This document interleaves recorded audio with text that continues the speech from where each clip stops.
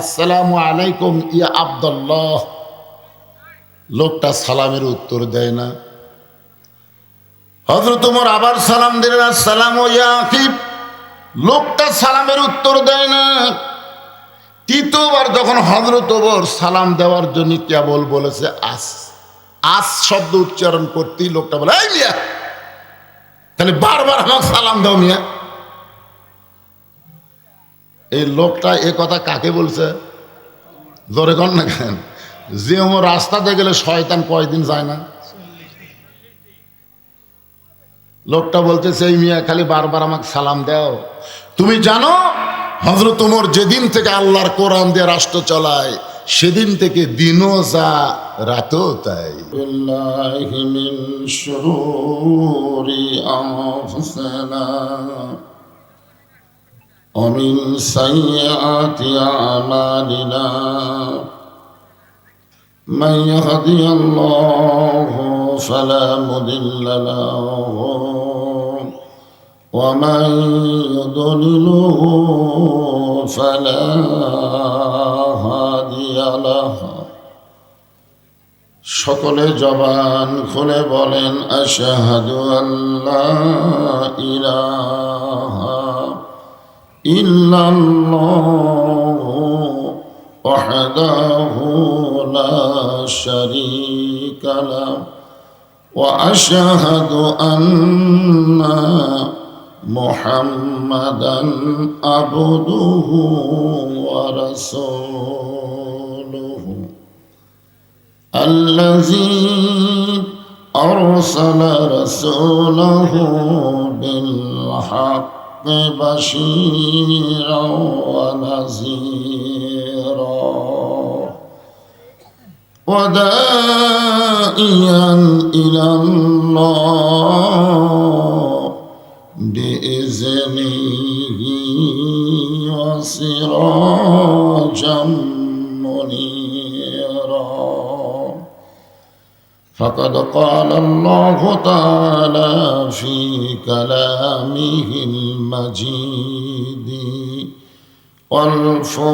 والفرقان الحميد।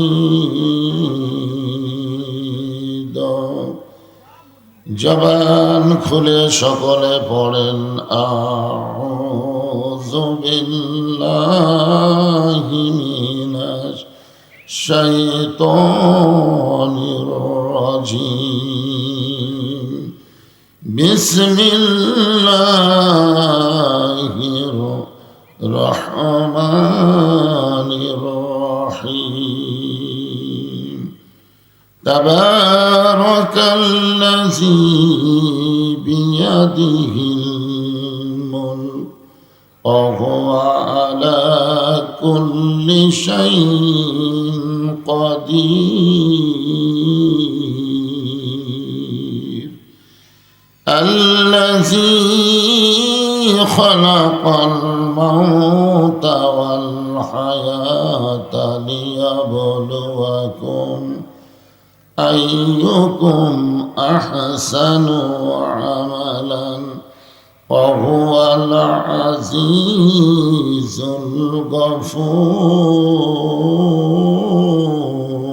الغفور إن الله وملائكته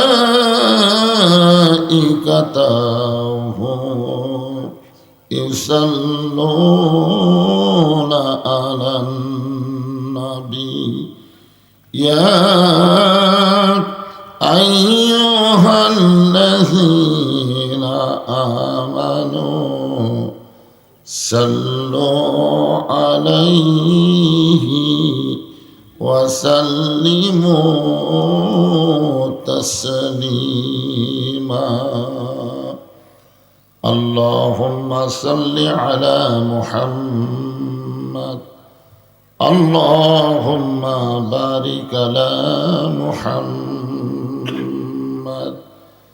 مشرق حب محمد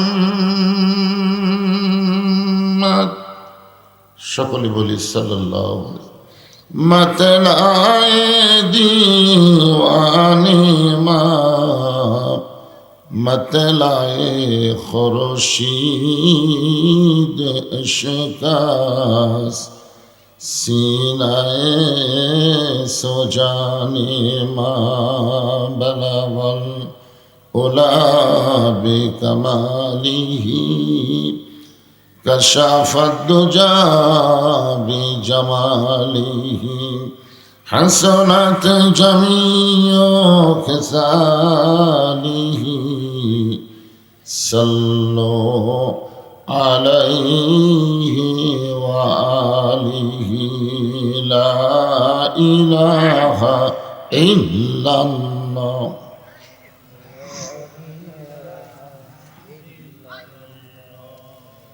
সকলে আল্লাহর জিকির করেন, লা ইলাহা ইল্লাল্লাহ, লা ইলাহা,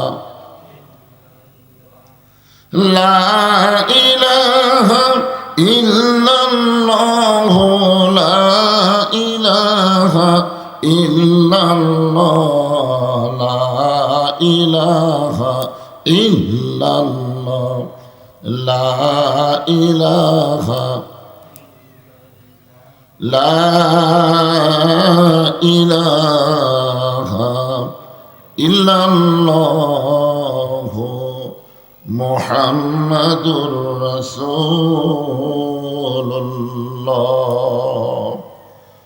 রাসূলের মহব্বতে সকলে বলি সাল্লাল্লাহু আলাইহি ওয়াসাল্লাম। রশিদার বন্ধু যুব সমাজ কর্তৃক আয়োজিত আজকের এই দিনের বেলায় তাফসীরুল কোরআন মাহফিলে আল্লাহ তাআলা যিনাকে সম্মানিত সভাপতির আসনে কবুল করেছেন মাওলানা মোহাম্মদ আজিজুর রহমান, আজকের এই মাহফিলের সম্মানিত সহসভাপতি মাওলানা মোহাম্মদ আবু হুরায়রা, সম্মানিত প্রধান অতিথি জনাব মোহাম্মদ রফিকুল ইসলাম, সম্মানিত অতিথি জনাব মীর মুবিনুল ইসলাম মুবিন, সম্মানিত বিশেষ অতিথিবৃন্দ, সম্মানিত ওলামায়ে কেরাম, সম্মানিত আল্লাহর বান্দারা, দিনের বেলার কাজকাম উপেক্ষা করে আল্লাহ রাসূলের মহব্বত কলিজার মধ্যে ধারণ করে আমার সামনে যিনারা বসে আছেন, আমার সম্মানিত মা বোনেরা, পর্দার অন্তরালে বসে বসে যারা আলোচনা শুনতেছেন, আমি আমার অন্তরের অন্তঃস্থল থেকে আপনাদের সবাইকে শুভেচ্ছা জ্ঞাপন করছি। এই মুহূর্তে জানতে চাচ্ছি আপনারা সকলে কেমন আছেন? আলহামদুলিল্লাহি রাব্বিল আলামিন। যে আল্লাহ শারীরিক সুস্থতা, মানসিক প্রশান্তি দান করে আজকের এই জান্নাতের বাগানে কবুল করলেন, আমরা সে আল্লাহর উপরে খুশি না বেজার? তাহলে জবান করে সমস্বরে সকলে বলবো রব্বানা লাকাল হামদ হামদান কাসীরান তাইয়িবান মুবারাকান ফীহি। আমাদের ভাগ্য এত ভালো যে আমরা জন্মসূত্রে মুসলমানের ঘরে কবুল হয়েছি। রুহের জগতে আল্লাহ আমাদের রুহগুলোকে এত পছন্দ করলেন যে দুনিয়ার জগতে মুসলমানের ঘরে আমাদেরকে কবুল করেছেন। এটা আমাদের প্রতি আল্লাহর অত্যন্ত দয়া, অত্যন্ত মেহেরবানি। আল্লাহ ইচ্ছা করলে আমাদের হিন্দু, বৌদ্ধ, খ্রিস্টানদের ঘরেও পাঠাবার পারতেন, ঠিক কিনা বলেন? কিন্তু আল্লাহ ওই সকল ঘরে না পাঠাইয়া সরাসরি মুসলমানের ঘরে কবুল করার কারণে আমরা বিশ্বাস করতে পারি আল্লাহ আমাদের উপরে খুশি না বেজার? আলহামদুলিল্লাহ। আল্লাহ শুধু আমাদেরকে মুসলমানের ঘরেই কবুল করে নাই, আল্লাহ আমাদেরকে বিশ্ব নবীর উম্মাত হিসাবে কবুল করেছেন।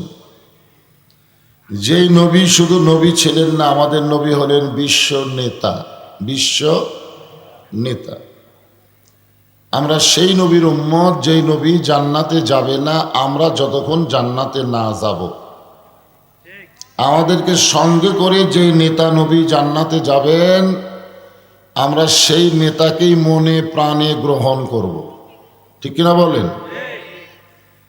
আল্লাহ তাআলা এমন একজন নবীর উম্মত হওয়ার তৌফিক দিয়েছেন, খুশিতে আরেকবার বলে আলহামদুলিল্লাহ।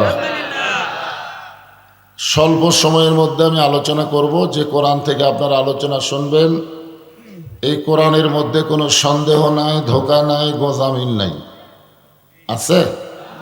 কোরআনে কোনো সন্দেহ, ধোঁকা, গোজামিল, অথচ শতকরা 90% মুসলমানের দেশে যে সংবিধান অনুযায়ী আমরা চলতেছি, এই সংবিধানে সন্দেহ,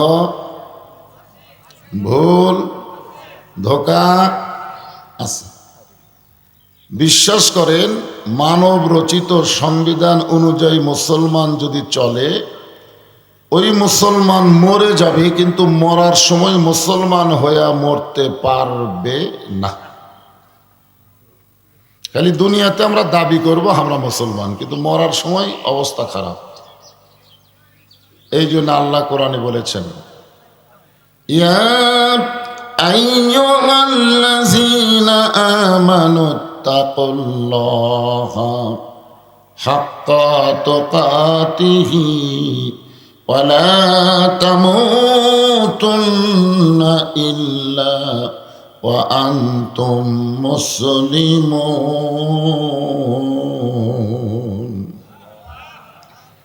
এখানে আল্লাহ কি বলতেছেন? মুসলমান না হয়ে মরো না, ঠিক কিনা বলেন? তাহলে আমরা যদি মুসলমান হয়ে মরতে চাই, তাহলে মানব রচিত সংবিধানকে কবর দিয়া আল্লাহর কোরআনকে আমাদের সংবিধান হিসাবে ঘোষণা করতে হবে। ধরে কোন ঠিক কিনা? আর যদি মনে করেন যা ইচ্ছা তাই মরি, মরে গেলেই তো ফুরে গেল নাকি? মরে গেলেই ফুরে গেল। দুনিয়াটা মস্ত বড়, খাওয়া দাওয়ার ফুর্তি মারো। মরে গেছে, ফুরে গেছে, মরার পরে আবার কি হবে? কিন্তু আমরা সকলেই কিন্তু বলি, মিনহা খালাকনাকুম ওয়া ফিহা নুঈদুকুম ওয়া মিনহা নুখরিজুকুম তারাতান উখরা। কোনো মানুষ যখন মুসলমানের মধ্যে মরে যায়, আমরা মরার খবর শুনে কি বলি? ইন্না লিল্লাহি ওয়া ইন্না ইলাইহি রাজিউন। সে কি ফুরে গেছে? ফুরে গেছে না। এই জন্য আমাদেরকে খুবই খেয়াল করতে হবে যে আমরা তো বাংলাদেশের মুসলমান, স্বাধীনতার পর থেকে অনেক কিছুই তো আমরা দেখতেছি, ঠিক কিনা বলেন? কিন্তু একটা জিনিসই খালি আমাদের দেখা বাকি, সেই জিনিসটা হলো এই আল্লাহর কোরআন। আমরা খালি শুনতেছি, বক্তারা ওয়াজ করতেছে, আমরা শুনতেছি, কিন্তু বাস্তব আকারে বাংলাদেশে আমরা কোরআন দেখতে পারতেছি না। কোরআন দেখার অর্থ হলো কোরআন মোতাবেক আমাদের জীবনকে পরিচালনা করা। আমরা কি কোরআন অনুযায়ী চলতেছি? তো কোরআনের ওয়াজ শুনে লাভ কি? ওয়াজ শোনার দিক দিয়ে তো আবু জেহেলি 1 নম্বর ছিল, ঠিক কিনা বলেন? আল্লাহ নবী যখন কোরআন তেলাওয়াত করত, চোরের মতন পিছনে দাঁড়িয়ে দাঁড়িয়ে সারা রাত ধরে যিনি কোরআন তেলাওয়াত শুনতো, তার নাম হলো আবু জেহেল। সকালবেলা গিয়া মিটিংয়ের মধ্যে বলতেছে, এত সুন্দর কোরআনের বাণী, রাতটা কোন দিক দিয়ে গেল আমি বুঝবারই পারিনি। দেখছেন কোরআনের মধ্যে জাদু আছে না নাই? এই কথাকার আছে না নাই? হ্যাঁ। তা আবু সুফিয়ান বলতেছে, নেতা যেই কোরআন শুনতে সারা রাত চলে গেল, সেই কোরআন ধরলে অসুবিধা কি? এই জায়গায় তো বাংলাদেশের মুসলমানের সমস্যা। শুনবে ঠিকই, ধরবে না। শুনবে ঠিকই, ধরবে না। আবু জেহেল উত্তরে বলতেছে, এই কোরআনকে যদি ধরি তাহলে আমার ভুয়া নেতৃত্ব চলবে না।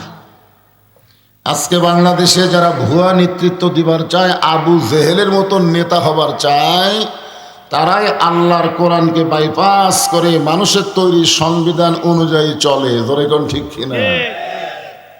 তারা মুখে ফেনা তুলে বলে পবিত্র সংবিধান, তারা বলে পবিত্র সংসদ। আপনারা বলেন তো, হাসিনার 15.5 বছরের সংসদ কি পবিত্র ছিল? পবিত্র? কিন্তু ওই শালারাই কিন্তু কয় পবিত্র সংসদ।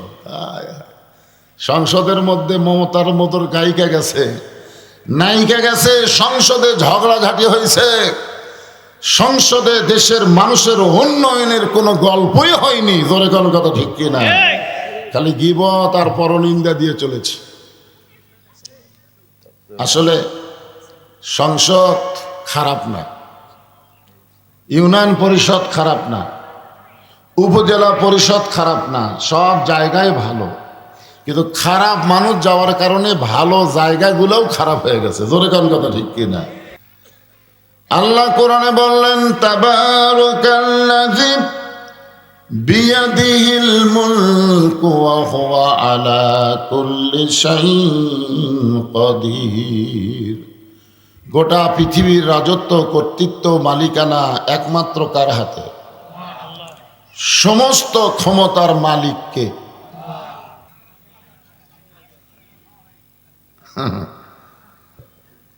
মানে একজন আমাকে বলতে তো, হুজুর এই যে ইল্লাল্লাহ ইল্লাল্লাহ ইল্লাল্লাহ জিকির করে, ইল্লাল্লাহ মানে কি? আমি বললাম আল্লাহ ছাড়া। ইল্লাল্লাহ শব্দের অর্থ হলো আল্লাহ ছাড়া। তো বলে লা ইলাহা মানে কি? আমি বললাম লা ইলাহা বলে মানে নাই আল্লাহ। তাহলে লা ইলাহা নাই আল্লাহ, ইল্লাল্লাহ আল্লাহ ছাড়া, আল্লাহ কোটি। তো আসলে লা ইলাহা ইল্লাল্লাহ একসঙ্গে বললে আল্লাহ আছে না নাই? জোরে খানা আছে না নাই? কিন্তু ভিন্ন ভিন্ন বললে আল্লাহকে খুঁজে পাওয়া কঠিন। আপনারা যদি বলেন আওয়ামী লীগ ক্ষমতায় ছিল, বিএনপি ক্ষমতা আসতেছে, তাহলে অহু আলা কুল্লি শাইইন কদির কোথায় গেল? এখানে আমরা স্বীকার করে নিব আওয়ামী লীগ ক্ষমতায় ছিল না, বিএনপিও ক্ষমতায় আসবে না। যিনি সব সময় ক্ষমতায় থাকবে তিনি হলেন আমাদের আল্লাহ। যারা বলেন তিনি কে? সমস্ত ক্ষমতার উৎস কি জনগণ না আল্লাহ? বর্তমান সংবিধানে কি লেখা আছে? 90% মুসলমানের দেশে মুসলমান সেরে কি কোনো সংবিধান মানতে পারে না। জোরে বলেন কথা ঠিক? খালি কোরআনের ওয়াজ শুনবেন আর মানুষের তৈরি লেখা সংবিধান অনুযায়ী চলবেন, আর মরার সময় মুসলমান হয়ে মরবেন। আর কি মারতেছে? দেখবেন জুমার দিনে সবার শেষে আসে কিছু মুসল্লি, আবার সবার আগে যায়। জুমার দিনে দেখবেন, খেয়াল করে, সবার শেষে আসে না, আবার সবার আগে যায়। আপনার বলেন তো এরা কি নামাজ পড়বার আসে না আর কি মারবার আসে? আমার কথা কি আপনার বুঝতেছেন না? জুমার দিনে দেখবেন কিছু ছেলে পেলে আসবে সবার শেষে, যাবে সবার আগে। আপনার বলেন তো এরা কি করবার আসে? কি আল্লাহ কোরআনে বলেছেন, ইজা নুদিয়া লিস-সালাতি মিন ইয়াউমিল জুমআ ফাসআউ ইলা যিকরিল্লাহ। জুমার নামাজের আজান দেওয়ার সঙ্গে সঙ্গেই মসজিদে আসতে হবে। হুকুম কার? এ কোরআন মানে কার হুকুম? তাহলে জুমার আজান দেওয়ার সাথে সাথে মসজিদে আসা এটা কার হুকুম? কিন্তু এরা সবার শেষে আসে, আবার সবার আগে যায়। কার হুকুমে? আমার কথা বুঝতে পারতেছেন না? এদের জন্য আল্লাহ বলেছেন ফাওয়াইলুল লিল মুসাল্লিন।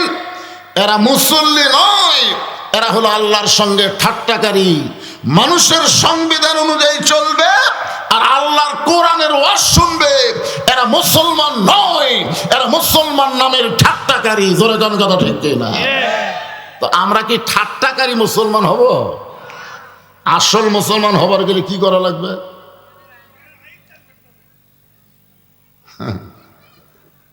এই জন্য আল্লাহ বলতেছেন সময় সংক্ষেপ। আমার কানে কানে একজন কয়ে দিয়েছে, হুজুর মরদ মানুষের চাইতে মেয়ে মানুষ নাকি বেশি হচ্ছে। আমি এখানে আইছি জোহরের নামাজের আগে, বিজ্ঞাপনে আপনারা লিখছেন বাদ জোহর থেকে আমার ওয়াজ। বাদ জোহর মানে কি? আসরের আগ দিয়ে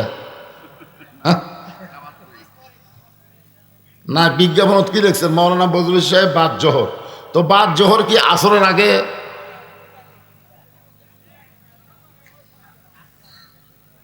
তো এখন আপনাদের কি শোনাবো, মা বোনদের কি শোনাবো? আমি তো টেনশনত পড়ে গেছি রে ভাই। হ্যাঁ, রাত 8টা পর্যন্ত চলবি। শোনেন, আমার মা বোনেরা যারা এসেছে তাদের জন্য আলোচনা আছে না নাই? এই কোরআনে আছে, এই কোরআনে তাদের জন্য আলোচনা আছে। এখন যেটা বলতেছি খুব মনোযোগ দেন। লিয়াবলুয়াকুম আইয়ুকুম আহসানু আমালা। এর আগে আল্লাহ বলেছেন আল্লাযী খালাকাল মাউতা ওয়াল হায়াতা লিয়াবলুয়াকুম আইয়ুকুম আহসানু আমালান। মৃত্যু এবং হায়াত সৃষ্টি করেছেন কে? এখানে আপনারা যত মানুষ বসে আছেন আপনাদের মধ্যে এমন কোনো ব্যক্তি কি দাঁড়ায় বলতে পারবেন হুজুর আমার বাড়ি সবচাইতে নিকটে, এই যে আমার বাড়ি দেখা যাচ্ছে, আমি এই বাড়িতে যাবার পারবই? এরকম একজন মানুষ একটু সাহস করে বলেন তো। যে তাহলে এই সামান্য কথা যদি বলবার সাহস আপনার না থাকে তাহলে আপনি কেন ইচ্ছা মতো চলবেন? আমাকে আপনাকে আল্লাহর ইচ্ছা মতো চলা লাগবে। জোরে কোন কথা ঠিক কি না? আমরা কার ইচ্ছায় চলবো? আমার ইচ্ছাই না আল্লাহর ইচ্ছাই? এই জন্য আল্লাহ বললেন লিয়াবলুয়াকুম, তোমাদেরকে পরীক্ষা করা হবে, আইয়ুকুম আহসানু আমালা, সুন্দর আমল। আমরা সুন্দর আমল করতে চাই, চাই কি চাই না? কিন্তু সুন্দর আমল করার পরিবেশ বর্তমানে বাংলাদেশে নাই। পৃথিবীর সর্বশ্রেষ্ঠ জায়গার নাম কি?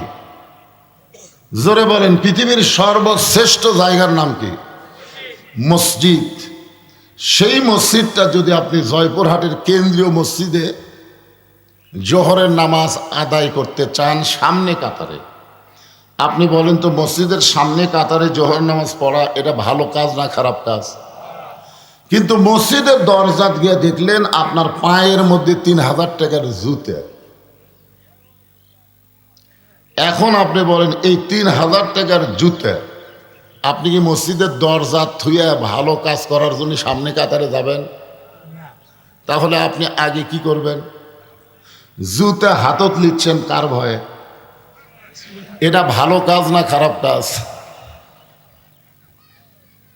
তাহলে আপনি সুন্দর আমল মসজিদের মধ্যে করবেন, অথচ চোরের ভয়ে খারাপ কাজ। জুতা হাতত মান চোরের ভয় করা মানেই হলো খারাপ আমল। জোরে কোন কথা ঠিক কিনা? জয়পুরহাট শহরে একটা ভালো জায়গা কিনছে, ৫-৭ বছর হলে বাড়ি করতে পারতেছে না। কে ভাই, টাকা পয়সার অভাব? কয় না ভাই, টাকা পয়সাও আছে, করতেছেন না কেন? কয় হুজুর জানেন না, ভিত দেওয়ার থেকে শুরু করে এই লিলটন পর্যন্ত খালি চাঁদাই দেওয়া লাগবে। এই চাঁদাবাদের ভয়ে আমি বাসা করবার পারতেছি না। তাহলে মসজিদে ঢুকতে পারতেছেন না, দামি জুতা থাকলে চোরের ভয়, বাসা করবার পারতে হয়। আমরা রাত্রেবেলা ওয়াজ করে যখন বাসার দিকে যাব তখন এলাকার লোকজনকে জিজ্ঞাসা করি, কে রে বাবা কোন রাস্তাতে গেলে বগুড়া যাওয়া নিরাপদ হবে? তখন বলতে তো হুজুর একটা তেলা রাস্তা আছে, কিন্তু 3-4 জায়গা ছিনতাইকারী থাকে, আর একটা ভাঙ্গা রাস্তা আছে, ওই রাস্তা ছিনতাইকারী নাই। এখন আপনি কোন রাস্তা দিয়ে যাবেন সিদ্ধান্ত নেন। আপনি বলেন তো আমি ভাঙ্গা রাস্তা দিয়ে যাচ্ছি কার ভয়ে? কথা কন না কেন? কার ভয়ে? ছিনতাইকারীর ভয়, সাদাবাদের ভয়, চোরের ভয়। এতগুলো ভয় যদি মানুষের কলিজায় থাকে, এই মানুষের দ্বারা সুন্দর আমল করা সম্ভব নয়। সুন্দর আমল যদি আমরা করতে চাই তাহলে সুন্দর একটা পরিবেশ লাগবে। সুন্দর একটা পরিবেশ যদি তৈরি করতে চাই তাহলে সুন্দর একটা সমাজ লাগবে। সুন্দর একটা সমাজ যদি তৈরি করতে চাই তাহলে সুন্দর একটা রাষ্ট্র লাগবে। সুন্দর একটা রাষ্ট্র যদি গঠন করতে চাই তাহলে মানুষের তৈরি সংবিধান দেওয়া হবে না, আমার আল্লাহর কোরআনের সংবিধান লাগবে। ধরে কোন ঠিক কিনা?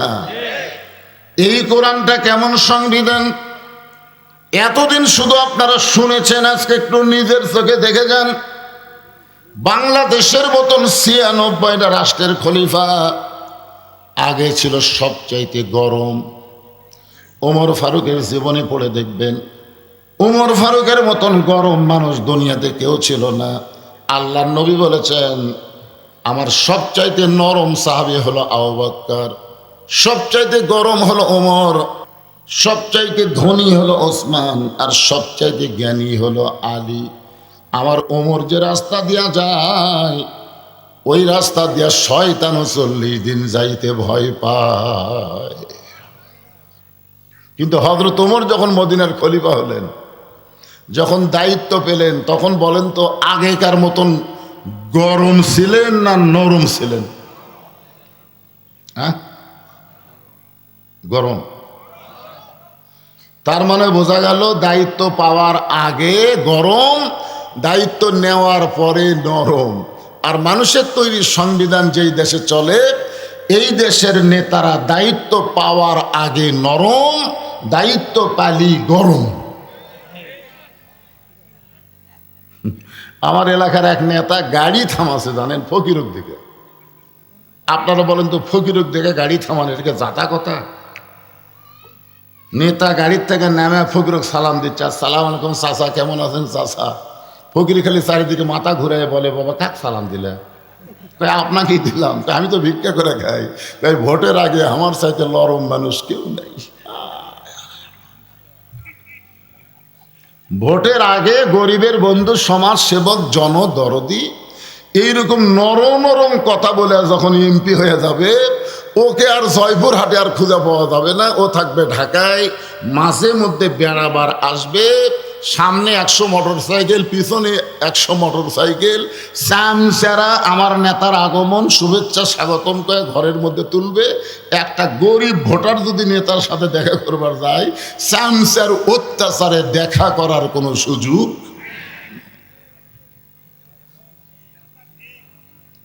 এখন চিন্তা করেন মানুষের তৈরি সংবিধানের অবস্থা আমরা বহু দেখছি, এখন আল্লাহর কোরআনের সংবিধানের অবস্থা আমাদের দেখার দরকার আছে না নাই?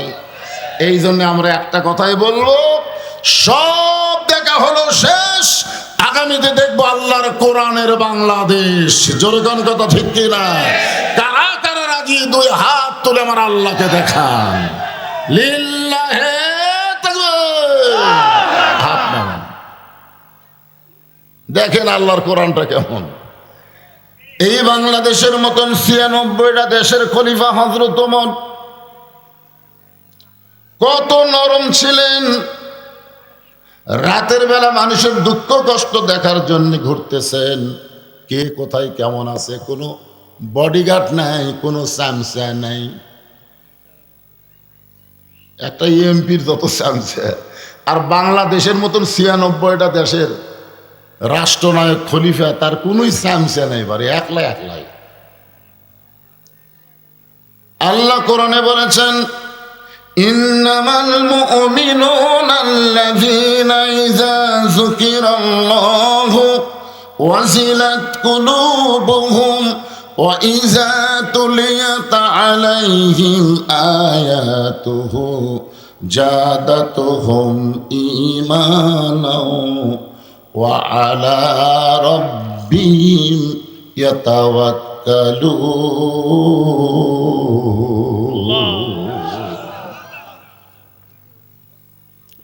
তাঁবু টাঙ্গানো আছে, তাঁবুর বাইরে একটা পুরুষ মানুষ খালি অস্থির হয়ে ঘুরতেছে, একবার উত্তরে যায় একবার দক্ষিণে যায়। উমর ফারুক গভীর রাত্রে ওই পুরুষ মানুষটাকে স্থির করার জন্যে, কারণ সমাজের মধ্যে পুরুষ মানুষ যদি অস্থির হয়ে যায়, সেই সমাজ ধ্বংস হয়ে যাবে। আমার কথা কি বুঝলেন? পুরুষ মানুষকে অস্থির হওয়া যাবে না, অল্পতেই ধৈর্য হারা হলে চলবি। মেয়ে মানুষও, কারণ জান্নাতের মধ্যে আল্লাহ গন্ধম গাছ দেখায় যখন বললেন, ওয়ালা তাকরাবা হাযিহি শাজারাতা ফাতাকুনা মিনাজ জালিমিন, ওই গাছের কাছে যায়ও না। আদম আলাইহিস সালাম মরদ মানুষ বললেন যাব না, কিন্তু মেয়ে মানুষ হাওয়া কথা কয় না। আদম কয় কেরে হাওয়া, আমি আল্লাহ যেই গাছে যাওয়ার নিষেধ করলো, আমি আদম বললাম যাব না, তুমি যে কথা কও না। হাওয়া বলতেছে আপনি বললেই তাই, আপনি যা বলবেন তাই। এর মধ্যে পেঁয়াজ আছে না নাই? আপনারা বলেন তো, মা হাওয়াকে গাছের কাছে গেছিল, খালি গেছে, শয়তানের ওয়াজও শুনিছে, বুঝলেন? জান্নাতের মধ্যে শয়তান ওয়াজ করিছে, আর সেই ওয়াজ হাওয়া শুনে ওই গন্ধম গাছের ফল খাসে। শুধু নিজে খায় নাই, আদমকেও পর্যন্ত খাওয়াইছে। পুরুষ মানুষ যখন জানবার পাইছে শরবতের মধ্যে গন্ধম, সঙ্গে সঙ্গে টুটি চাইপা ধরছে, এমন ভাবে এই জায়গায় এত জোরে চাইপা ধরছে। প্রত্যেকটা পুরুষ মানুষ হাতে দেখেন, এখানে একটা গুটি আছে, দেখছেন খেয়াল করে, গুটি গুটি। এই গুটি কিন্তু আমাদের বাপের, আদম আলাইহিস সালামের। পুরুষ মানুষের কোনো কথা যদি একবার ভিতরে যায়, এই কথা সহজে আর বাইরে আসে না। আর মেয়ে মানুষের কোনো কথাই পেটের মধ্যে থাকে না, কারণ এর টুটির মধ্যে গুটি নাই। যেইটা আমরা বুঝবার পারছি কয়েক বছর ধরে এরশাদ চাচা যাওয়ার পর থেকে, আমরা যা বিপদের মধ্যে আসলাম ভাই, কারণ গুটি নাই, এখন কি নাই। তো আপাতত একজন বিদায় নিয়েছে, আর একজন পলে আছে। আমাকে আপাতত আর কোনো টেনশন নাই। এখন আমরা একটা কথা বলতে পারি, মেয়ে মানুষের দিন শেষ, আগামীতে হলো মরদ মানুষের বাংলাদেশ। জনগণ কথা ঠিক কিনা?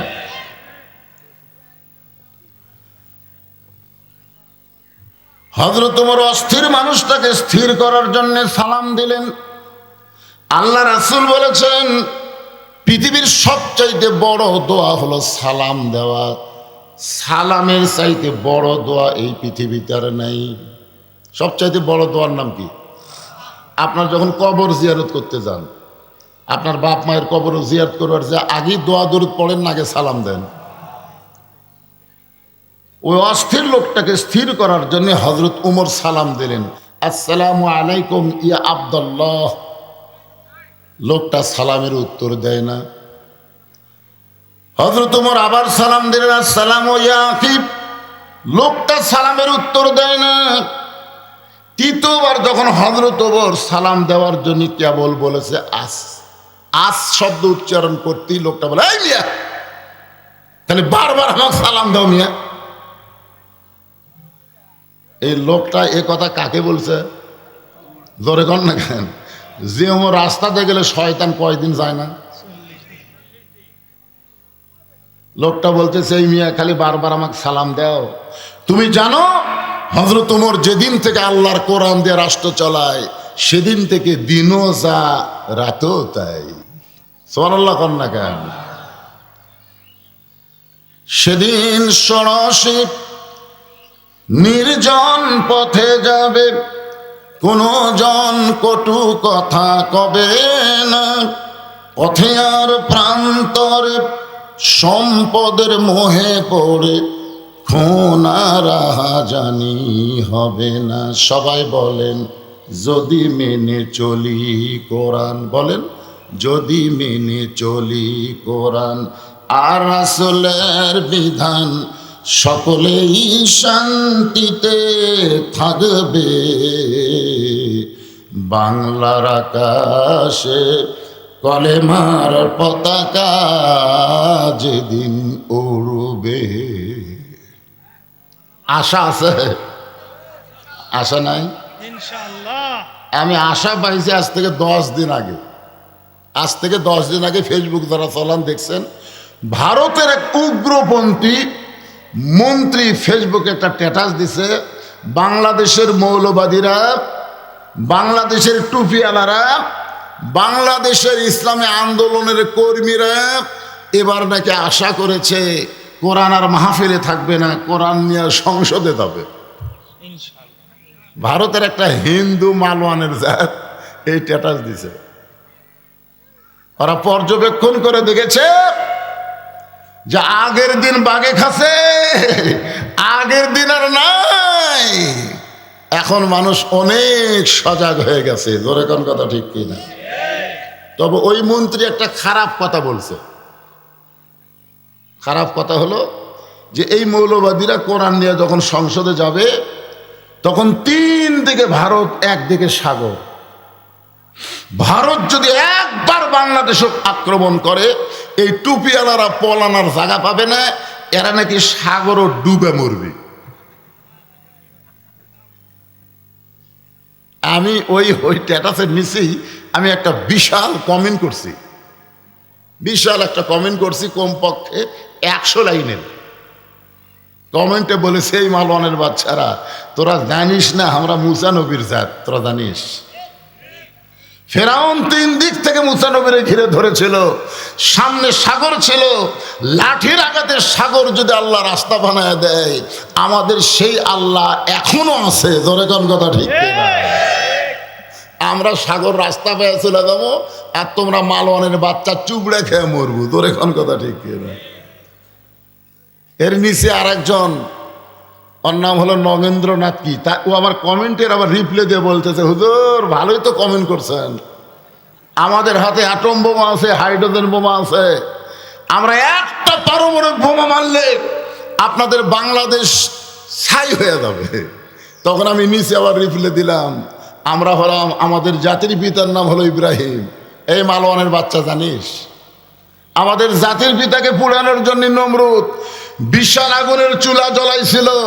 সে আগুনের চুলা যদি আল্লাহ শান্তির বাগান বানাবার পারে, তোদের বোমা বাংলার মাটিতে পড়বে ঠিকই, কিন্তু বোমা ফুটবে না। আল্লাহ বোমা আল্লাহর কুদরতে মিষ্টি তরমুজ বানাবার পারে। জনগণ কথা ঠিক কিনা? খালি মারিয়া দেখ, খালি মারিয়া দেখ। কি কারণ? আমাদের সে আল্লাহ আছে না নাই? তবে আমাদেরকে একটা শর্ত আছে, বুঝলেন? শর্তটা হলো, আল্লাহ বলেছেন, ফালিয়াবুদু রব্ব হাযাল বাইত আল্লাযী আত'আমাহুম মিন জু'ইন ওয়া আমানাহুম মিন খাউফ। এই শর্তটা আমাদের পুরো করা লাগবে। এই শর্তটা হলো, ওই ঘরের মালিক, ওই ঘর কার? ওই ঘরের মালিকের তোমরা যদি গোলামি করো, তোমরা যদি 5 ওয়াক্ত নামাজ কায়েম করো, তাহলে তোমাদের রিজিকের পেরেশানি আল্লাহ দূর করে দিবে। ওই ভারত আমেরিকার দিকে তাকায় থাকা লাগবে না। আল্লাহ আসমান থেকে, জমিন থেকে আমাদের সর্বপ্রকার রিজিকের ব্যবস্থা করে দিবে। জোরে বলেন সুবহানাল্লাহ। আর 2 নম্বর হলো, ওয়া আমানাহুম মিন খাউফ। ওই অ্যাটম হাইড্রোজেন বোমা তোমাদের কিছুই করবে না। আমি আল্লাহ সব কিছু ভয় থেকে তোমাদের পুরোপুরি নিরাপত্তা দিয়ে দিব। জোরে বলেন সুবহানাল্লাহ। নামাজ পড়লে হবি না, বাপ পড়ে, বেটা পড়ে না, দাদা পড়ে, লাতি পড়ে না, কোনো মসজিদে মুয়াজ্জিন একলাই পড়ে, কেউ যায় না। হ্যাঁ, আমাদের নামাজ কায়েম করা লাগবে ভাই, জান, কারণ নামাজ কায়েম করেন।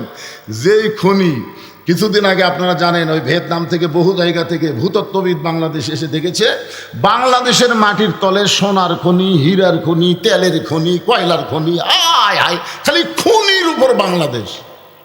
কিন্তু সমস্যা হলো, খনিগুলো এত নিচে, এত নিচে পড়ে আছে, ওইগুলো তুলবার গেলে তুলতেই টাকা শেষ।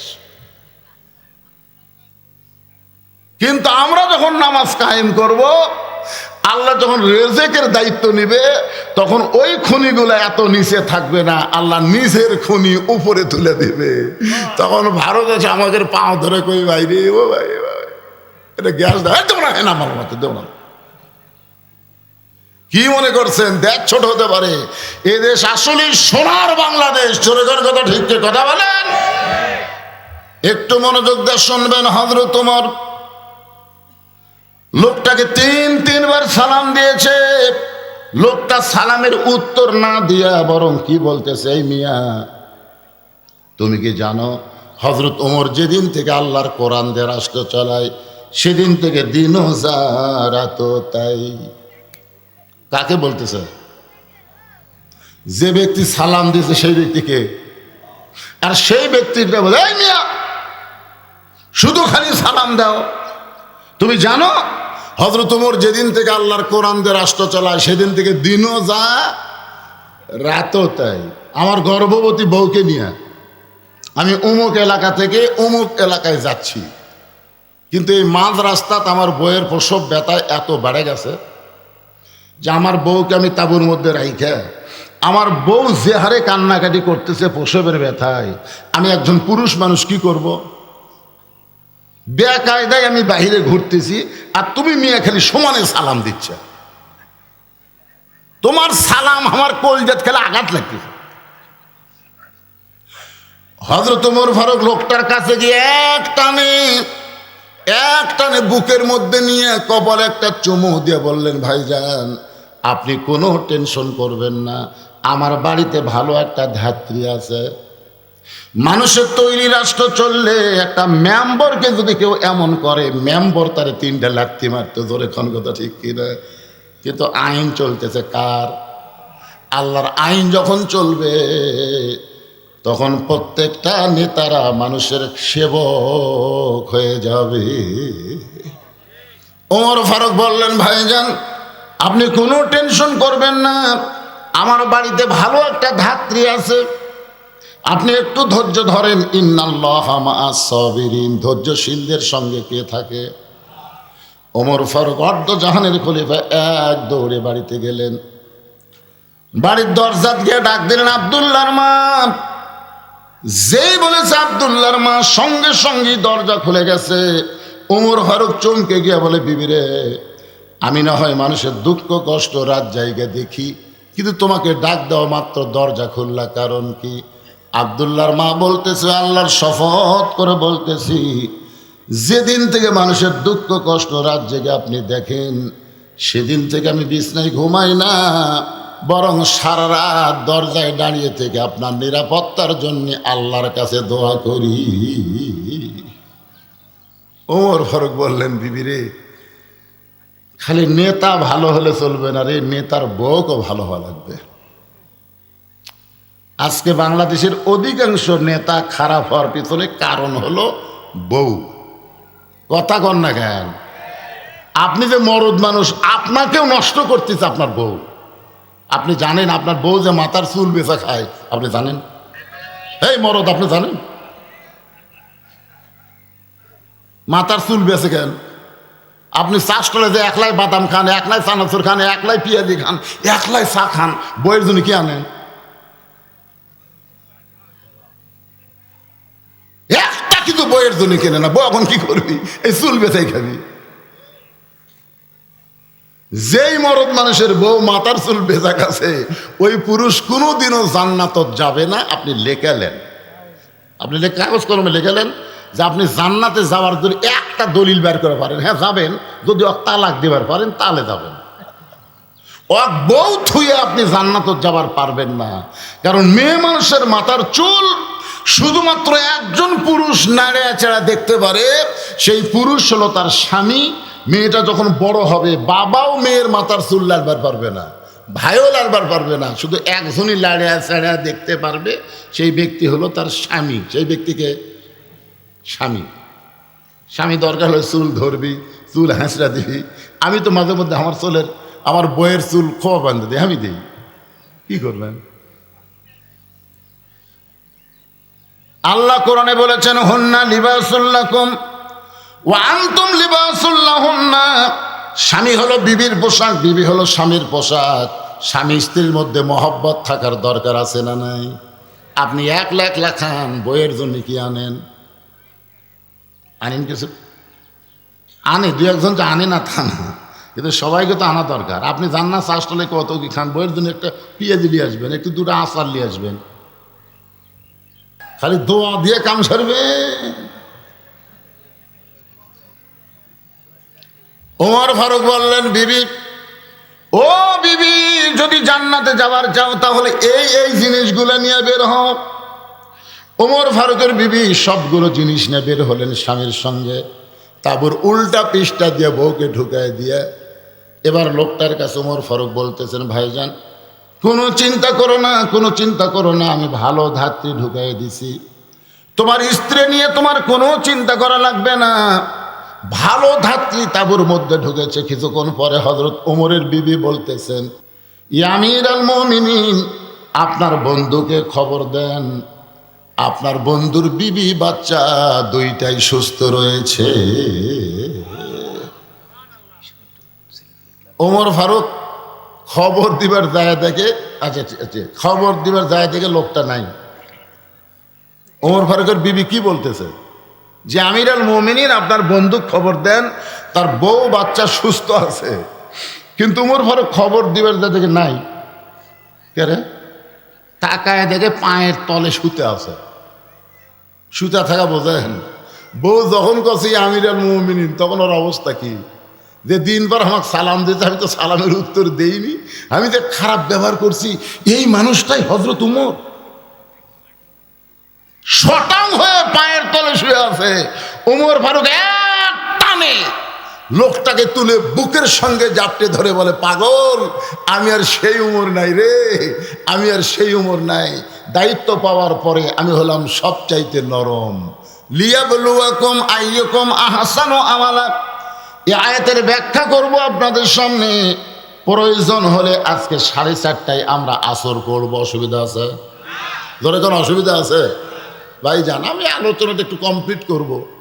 তো ছেলেপেলেদের মধ্য থেকে বলা হচ্ছে, হুজুর আমরা ছেলেপেলেরা বড় কষ্ট করে মেহনত করেছি, মাহফিল করেছি, কোরআনের মাহফিল, গান বাজনা না করে, তো জনগণের মাঝে একটু ব্যাগটা ছেড়ে দেন, আপনি ওয়াজও করেন, আর আপনার এই আমার ভাইরা যারা আপনার বসে আছেন সবাই 10, 20, 50, 100 টাকা করে এই কোরআনকে ভালোবেসে দিবেন না ভাইজান? যদি ছেলেরা আপনাদের কাছে ব্যাগ নিয়ে যায়, দিবেন না? কোন লোক আপনাদের মধ্যে এমন একটা লোক বলেন তো, হুজুর আমি 1 টাকাও দেবো না? হ্যাঁ, না না, কয়টার সময় হয়েছে পরকার কথা। আচ্ছা, এই যে ছেলে পেলে ব্যাগ লাগলে কারা কারা টাকা দেবেন একটু হাত তোলা দেখান তো দেখি। একে হাত তোলেনি রে, একে হাত তোলে। 10টা টাকাও দিতে পারবেন না আপনারা? হাত নামান। আমার মায়েরা, ও মায়েরা খালি ঘুরতেছে রে, মায়েরা খালি ঘুরতেছে রে, এরা তো ডাকতেছে না রে। আমার মায়েদের জন্য আপনাদের কাছে, ছেলে পেলে কোথায় কোথায় তোমরা, ব্যাগলা কোথায়? তা নামো না কেন? মাত্র 5টা মিনিট এই মায়েদের ঘোরা একটু বন্ধ করার জন্য ওয়াজ করি। আপনার কি বেজার হবেন? কারণ মাওগুলা যদি ভালো হয়, বউগুলা যদি ভালো হয়, আমাকে দুনিয়ার বাড়ি জান্নাত হয়ে যাবে রে।